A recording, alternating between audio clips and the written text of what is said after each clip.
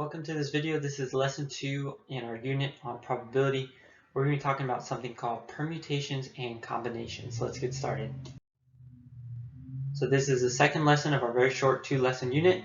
We began by talking about experimental and theoretical probability, and we're going to end this unit with talking about permutations and combinations.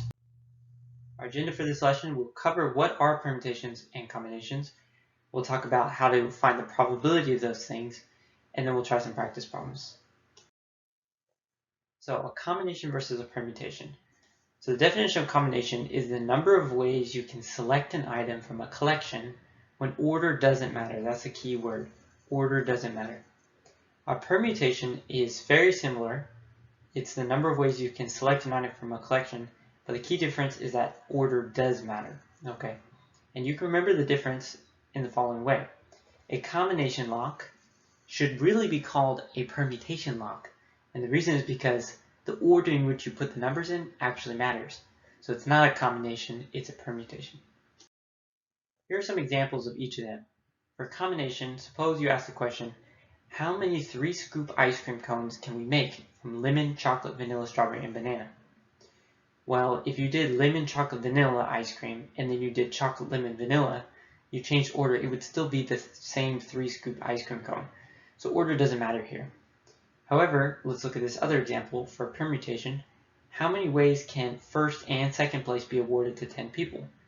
So if you award Johnny first place and then Steve second place and then Steve first place and Johnny second place, that's different. It's not the same. So order here does matter.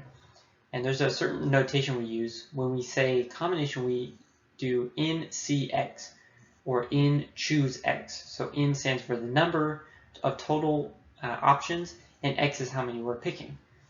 And then with permutation, it's in PX, where in again stands for the total number of options, and X stands for how many we're picking, where order matters. So when we solve problems involving probability with permutation and combinations, here's the steps we're going to use. First, we're going to find the number of total possibilities. This is called the sample space. After that, we're going to calculate the number of possibilities for the outcome we're interested in. And then to find the probability, we need to divide those two. So we divide the interested by the total. Keep in mind, the key word is that order matters. That will tell us whether or not it's a permutation or a combination. So I want to mention that I'm going to be using Desmos to calculate the combinations and permutations. And you can do this by going to functions, going to stats, and then here they are, in choose R and in PR. And when you put it in, you're going to put it in like this with a comma in between. So this would be 8, choose 4, and your result is going to be 70. So I'm going to use that whenever I'm calculating the combinations of permutations. Let's try this first example. So it says, Kelly is helping her younger brother wrap presents for the holidays. They have 8 different rolls of wrapping paper, including 5 rolls with holiday-themed design. If Kelly's brother randomly chooses 4 rolls of wrapping paper to wrap the first group of presents, what is the probability that all of them have holiday-themed design? I'm going to round my answer to 4 decimal places. So there's no mention of order here, so I know that this is going to be a combination. Okay, so my first step is I need to find the sample space. So the sample space is going to be given by how many ways can I choose 4 from 8. So there's 8 total, and I want to choose 4 of them, and that's going to give me my sample space. So when I put 8 choose 4 into the calculator, that gives me 70. So there's 70 possible ways I could choose 4 rolls of paper from the 8 options if order doesn't matter. Now I want to calculate the ones I'm interested in. Well, it asked me probability of only holiday themed designs, and there's 5 rolls with holiday themed designs. So what is the number of ways I could choose from 5? 4, because I'm picking 4 rolls of paper. So 5 choose 4 is going to be my interested. And if you calculate that, you'll get 5. So there's 5 ways of choosing 4 rolls from 5 options. Now my probability is going to be those two numbers divided, or 5 out of 70. And it wants me to round it to the nearest 4th decimal place. So that's going to be 0.0714. So make sure you have your rounding correct in your decimal places, or else you get these questions wrong. Let's jump to the next one. So this problem says, Aiden is helping his younger brother wrap presents for the holidays. They have 13 different rolls of wrapping paper, including 4 rolls of a flamingo design. If Aiden's brother randomly chooses 4 rolls of wrapping paper to wrap, what is the probability that exactly 2 of these chosen rolls have the flamingo design?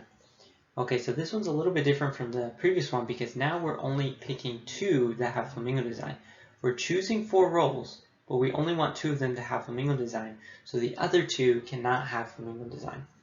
First, let's calculate our sample space.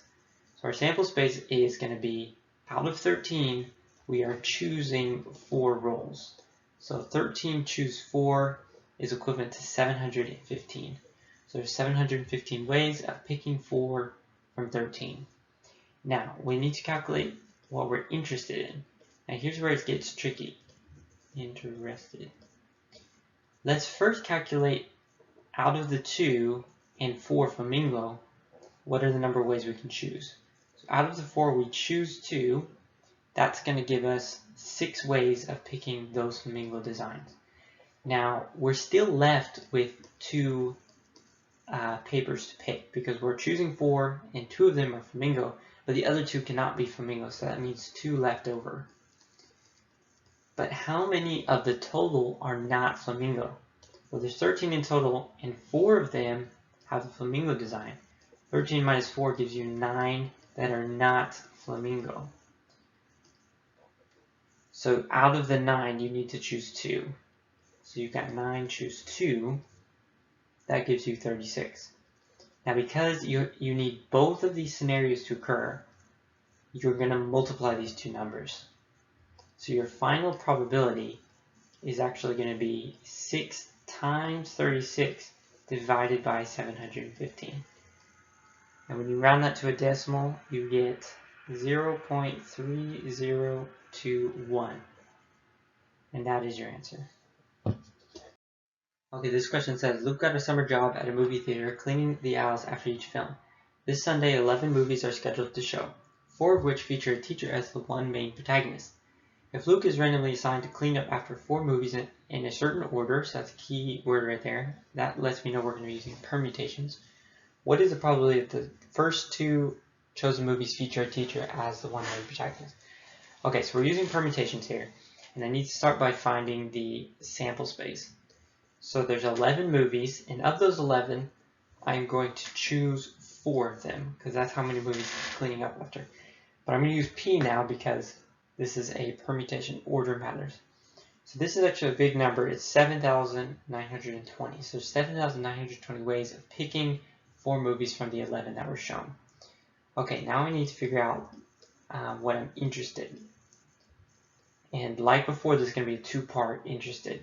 So the first part is going to be, of the 2 that feature teachers, no, I'm choosing 2 and there's 4 possible. So I'm going to do 4 and then I'm going to choose 2 of those where order matters. And that's going to give me 12. Now I got to calculate the second half of the interested part. I know that there's 11 in total. So 11 minus 4 that feature teacher as protagonist leaves 7 without teacher. Okay. And then I'm picking 4, 2 of which have a teacher, meaning 4 minus 2 leaves me 2 without teacher that I have to choose. Out of the 7, I got to choose 2, where order matters. So 7 choose 2 is going to be 42. So like before, I need to multiply these 2 and then divide it by 7,920.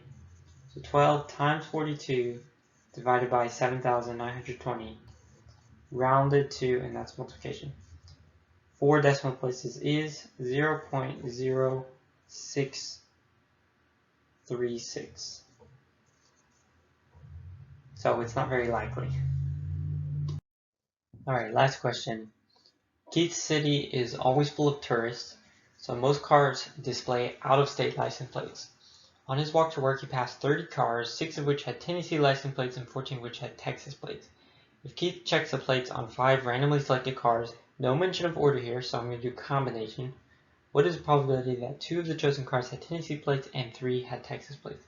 So now we're explicitly told here that The first two are Tennessee, and the last three are Texas, so that's going to come into play.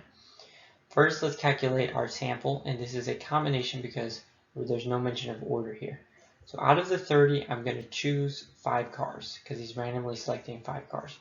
That's a very big number. That's going to be 142,506. Now I got to calculate my two-part interested. So the first part is going to be the Tennessee license plate. There's 6 Tennessee license plates, and out of those 6, I am choosing 2.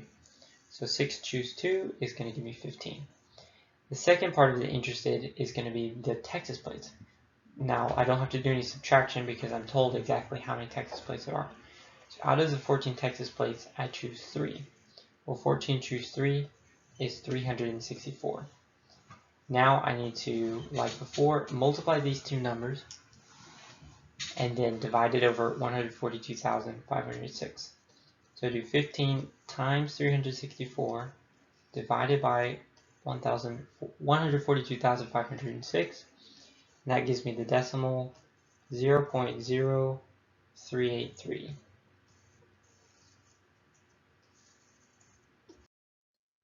Alright, I know that was pretty tough. This is probably the toughest lesson we will ever learn. And in fact, it's the last lesson. So here's the IXL for y'all to do, Geometry X7. Please be sure to send me an email or join me during office hours on Zoom with any questions. I just wanted to say congratulations, you have officially reached the end of your geometry journey. I'm so proud of you for making it through. It's been a great year working with y'all. I know that I've learned so much and I hope that you have too. Best of luck in your next year and goodbye for now.